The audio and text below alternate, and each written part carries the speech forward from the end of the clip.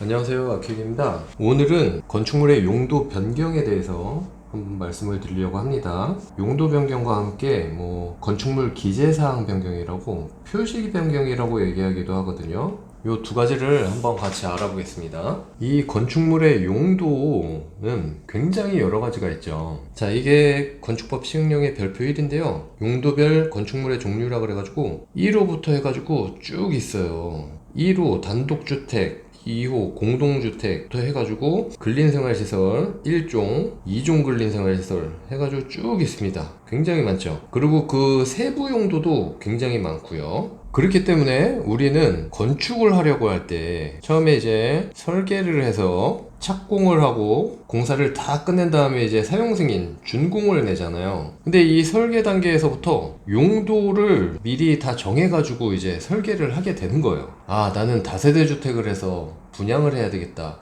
아니면 다가구 주택을 해서 임대를 줘야 되겠다. 아니면 우리 흔히 말하는 상가, 근린생활시설을 이제 설계를 하고 공사를 해서 나는 이제 분양을 하든지 임대를 해야 되겠다. 등등 여러 가지 어쨌든 용도를 처음에 정하고 이제 건물을 짓고 준공을 냅니다. 근데 이제 건물을 지어가지고 사용을 하다 보면 여러 가지 이유가 있겠지만 예를 들어서 이 해당 용도로 임대가 안 되는 거예요. 예를 들어 근린생활시설이었는데 얘를 용도가 안 되니까 좀 큰 규모의 학원, 근생에도 학원이 있지만 교육연구시설에도 학원이 있거든요. 이건 좀 큰 규모일 때거든요. 그래서 교육연구시설로 바꿔서 임대를 해야지 이러는 경우도 있을 거고요. 아니면 이거 내가 직접 운영을 다른 용도로 해서 내가 한번 해봐야 되겠다. 그래서 이제 용도를 바꾸는 경우도 있겠죠. 요즘은 특히 경기 자체가 어렵다 보니까 기존 건물을 그냥 신축을 하지 않고 리모델링 또는 이제 이렇게 용도 변경을 해가지고 사용하는 경우도 많이 있을 겁니다. 이제 법에서 보면 이렇게 큰 틀에서 9가지, 좀 작아서 안 보일 수 있는데, 첫 번째 1번 시설군에는 자동차 관련 시설군, 그리고 2번에는 산업 등 시설군이라고 해가지고 쭉 밑에 여러 가지가 있고, 전기통신 시설군, 문화집회 시설군, 영업시설군 쭉 가서 이제 근린생활시설군, 주거업무시설군, 그 밖의 시설군이라고 해서 이렇게 9가지 시설군으로 나눠놨어요. 아까 처음에 제가 보여드렸던 그 건축법 시행령의 별표 1 용도별 건축물의 종류하고는 좀 다르게 나눠져 있습니다. 좀 더 이제 큼직큼직하게 나눠 놓은 거예요. 그래서 요걸로 뭘 정해놨냐면 요 시설군 중에 이제 위쪽으로 갈 때, 그러니까 상위군의 용도로 바꿀 때는 허가, 용도 변경 허가를 받아라. 그리고 거꾸로 이렇게 아래로 내려올 때는 용도 변경 신고를 받아라. 이렇게 정해 놓은 거예요. 우리 신축을 할 때도 일정 규모 이상이면 신축 허가를 받지만 이제 굉장히 작은 규모의 그 건축물은 신고를 받잖아요.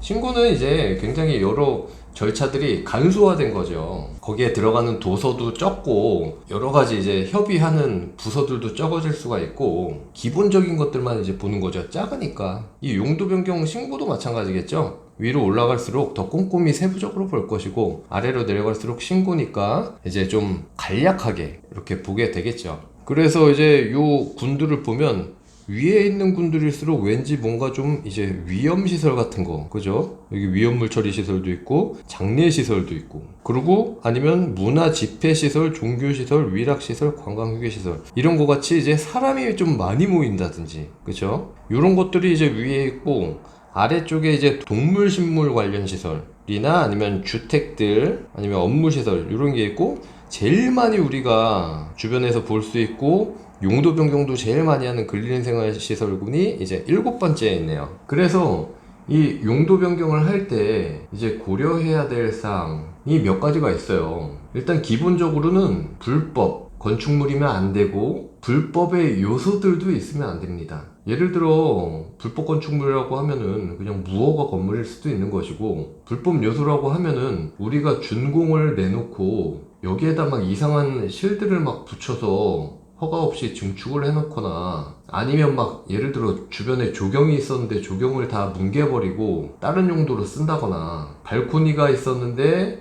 발코니를 확장을 해가지고 쓰고 있다, 이런 등등 불법의 요소들이 있으면 아예 이제 용도 변경을 할 수가 없어요. 다 원상 복구시켜 놓고 최초의 상태로 만들어 놓은 다음에 이제 용도 변경을 해야 됩니다. 그리고 이제 흔히 얘기하는 4종 세트가 있습니다. 첫 번째, 이제 주차. 예를 들어서 변경하려고 하는 용도에 주차 대수가 더 많이 필요한 거예요, 기존의 용도보다. 뭐 예를 든다면 우리 근린생활시설 같은 경우엔 이제 134, 지자체마다 좀 달라질 수는 있지만 보통 이제 134제곱미터당 주차가 한 대 필요하고요. 업무시설 같은 경우에는 이제 100제곱미터당 한 대예요. 그러면 똑같은 면적이라면 이 업무시설이 주차 대수가 더 많이 필요하겠죠. 근데 기존의 근린생활시설 기준으로 해서 주차 대수를 꽉 맞춰놨어요, 타이트하게. 근데 업무시설로 가려면 뭐 주차를 두세 대가 더 해야 되는 상황이 벌어지는 거예요. 그러면 어렵겠죠.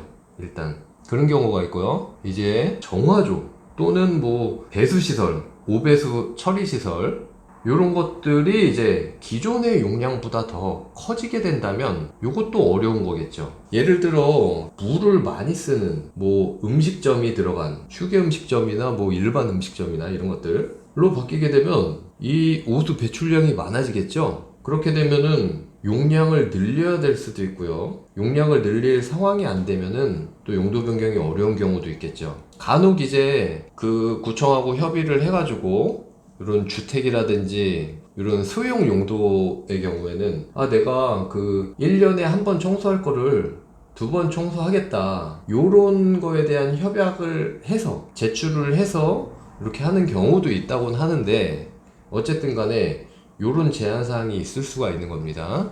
그리고 이제 장애인 시설, 예를 들어 뭐 의원이라든지 이런 의료시설이라든지 이런 장애인들이 많이 다녀야 되는 그런 시설 같은 경우에는 이 시설 기준 자체가 더 까다롭습니다. 그 기준에 맞추려면은 예를 들어 뭐 복도 폭이라든지 장애인용 화장실 유무라든지 장애인을 위한 경복이라든지 이런 것들이 들어갈 수가 있어요. 그런 것들이 추가로 설치가 될 수 있는지, 그리고 또 마지막으로 소방, 엄청 중요하죠. 요 소방이나 이제 피난에 관련된 거는 그런 시설들이 훨씬 더 까다로워질 수가 있는 거죠. 예를 들어 뭐 스프링클러가 들어갈 수가 있는 거고요. 스프링클러가 들어가려면 뭐 물탱크도 당연히 있어야 되겠죠. 저수조, 그쵸? 어쨌든 요런 시설들이 들어갈 수가 있어야지 가능한 거겠죠. 그래서 요런 것들이 이제 다 만족이 돼야지 뭐 용도 변경 허가를 하든 신고를 하든 할 수가 있다. 그리고 여기에서 또 한 가지는 이제 구조적인 부분이 있는데, 요건 이제 허가관자가 요청을 할 수도 있어요. 요구를. 이 건물의 용도에 따라서 기본 이제 하중이 반영이 되어져 있어요. 예를 들어 주택이 있고 여기에 있는 이 문화 및 집회시설이 있어요. 그럼 딱 봐도 이 문화 및 집회시설이 굉장히 사람도 많이 들어갈 거 아니에요. 아니면 또 공장이나 창고 이런 대형 장비들이 들어가는 그런 시설이 있으면 당연히 이제 설계 하중을 많이 보겠죠. 그런 거에 따라서 이제 요렇게 용도가 바뀐다, 구조적 안정성이 더 필요한 이런 용도들로 바뀐다, 그러면 당연히 이제 이 구조 검토서나 아니면 그 구조를 보강을 해야 되기 때문에 그에 따른 이제 구조 뭐 계산서라든지 보강 계획서를 작성해서 이제 제출을 해야 되겠죠. 자, 그리고 아까 제가 이제 기재사항 변경, 표시 변경이라고 하기도 하는데, 이 건축물 대장상에 요 변경에 대해서 잠깐 언급을 해드렸었어요. 그게 뭔 말이냐면, 이제 건축법 제19조에 보면 사망입니다. 사망. 여기 보면 여기에 있는 시설군 중에 같은 시설군 안에서 용도를 변경할 때는 건축물 대장 기재 내용의 변경을 신청해라 라고 돼 있습니다. 그 말은 뭐냐면 요 안에 같은 시설군 있잖아요. 1번부터 9번까지 요 안에 이제 시설군 끼리의 변경을 할 때는 아까 올라갈 때는 허가고 내려올 때는 신고였는데 굳이 그렇게 안 해도 되고 기재사항의 내용만 바꿔라, 요런 얘기입니다. 그리고 거기에서 또 다만이라고 해서 대통령령으로 정하는 변경의 경우에는 그렇지 아니한다, 요것도 안 해도 된다 라는 이야기가 나와 있어요. 당연히 이 표시 변경이나 기재사항 변경 신청을 하면 요거는 절차가 굉장히 간단하겠죠. 요 허가나 신고처럼 여러 가지 깊이 있게 들어가지 않고 같은 시설군이니까 요거 내용만 간단하게 바꿔줄게 하고 바꿔주는 건데, 요 표시 변경조차도 안 해도 되는 경우를 또 따로 빼놓은 거예요. 그렇게 해서 따로 빼놓은 게 두 가지인데, 첫 번째는 아까 처음에 제가 보여드렸던 그 용도별 건축물의 종류 있죠. 시행령 별표 1, 요 안에서 같은 호 잠깐 보여드리면, 자 여기에서 1번 단독주택이면 1번 호 안에 있는 요 용도 니네끼리는 하지마. 2번 공동주택이면 공동주택 안에 있는 너네끼리는 하지마. 3호 제1종 근린생활시설 니네 안에 있는 애들은 하지마. 4호 제2종 근린생활시설 니네 안에 있는 애들끼리는 하지마. 요렇게 정해놓은 거고, 또 한 가지 제1종 근린생활시설이죠. 그리고 제2종 근린생활시설 너네끼리는 하지마. 아까 얘네가 이제 같은 호는 아니었어요. 제1종이 3호였고 얘는 4호였는데, 같은 호는 아니지만 너네 3호, 4호 니네 안에서 왔다 갔다 변경할 때는 기재사항 변경도 하지마, 이런 얘기예요. 근데 여기서 또 웃긴 게 다만 하고 또 빠진 게 있어요. 별표 1에 이제 제3호의 다목, 제3호면 제1종 근린생활시설인데 다목에서 목욕장만 해당한대요. 여기 목욕장 있죠. 요렇게 여기 요 목욕장만 해당되고, 라목, 의원, 치과의원 이런 거 있죠. 그리고 4호의 감옥, 공연장, 2종 근생인데 이 공연장, 그리고 3호 청소년 게임 제공업소, 이런 거 왠지 좀 위험할 것 같잖아요. 인터넷 게임장 뭐 이런 것들. 3호에 이제 골프 연습장, 놀이형 시설 뭐 이런 것들, 그렇게 해서 쭉 적어 놓은 것이 있는데, 그런 애들 빼고는 이제 기재사항 변경도 하지마 라는 뜻이 되겠습니다. 그리고 마지막으로 한 가지 이제 짚고 넘어가야 될 게 있는데요. 사용 승인을 받아야 하는 그런 경우가 있어요. 법에 또 정해 놓은 건데, 이 아까 말씀드렸던 허가나 신고의 대상의 경우에서 용도 변경하려는 부분에 바닥 면적의 합계가 100제곱미터 이상인 경우에는 이제 사용 승인을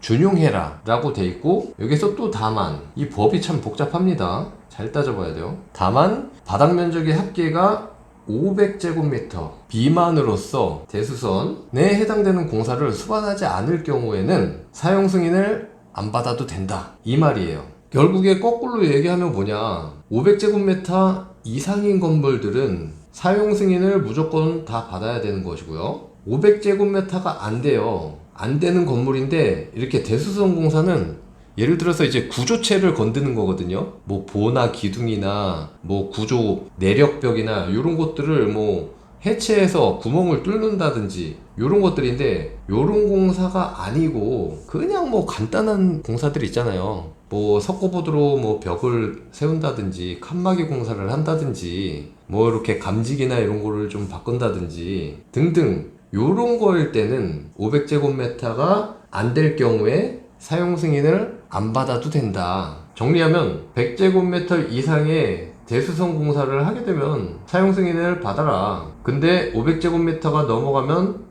뭐 대수선 상관없이 사용 승인을 다 받아라, 요런 얘기가 되겠죠. 그리고 최근에 저희가요, 근린생활시설의 의원인데 요걸 갖다가 학원인데, 요게 이제 500제곱미터가 넘어가면은 근린생활시설의 학원이 아니고 교육연구시설의 학원이 돼요. 그래서 이렇게 용도 변경 허가를 받는 거였는데, 얘는 일단 500제곱미터보다 훨씬 면적이 크기 때문에 당연히 이제 사용 승인을 받았고요. 물론 이제 공사 자체는 대수선 공사는 수반하지 않았어요. 끼케야 이제 그 장애인 시설 때문에 감지기 종류 바뀐 거, 그리고 뭐 장애인 화장실에 소변기가 추가되는 정도, 요런 정도의 아주 간단한 공사였지만 기본적으로 면적이 크기 때문에 사용 승인을 받았었고, 이 사용 승인을 받으려면은 우리 신축 때도 특검 건축사가 나와서 검사를 하잖아요.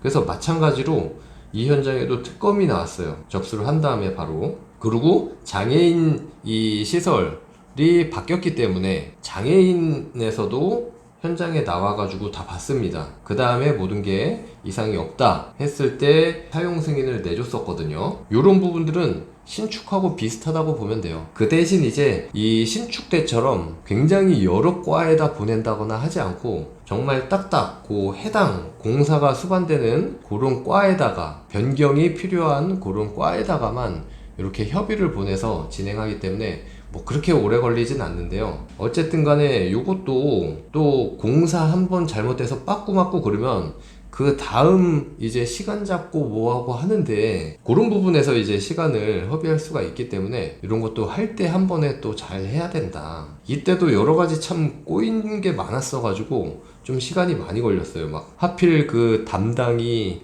해외 출장도 가게 되고 이런 것들이 있어 가지고 너무 어려웠는데 어쨌든 간에 그런 점들 다 생각을 해가지고 해야 된다. 요 정도 이제 말씀드리면 요 용도 변경이나 기재사항 변경 또는 표시 변경에 대해서 어느 정도 이해를 하실 수 있을 거라고 생각이 듭니다.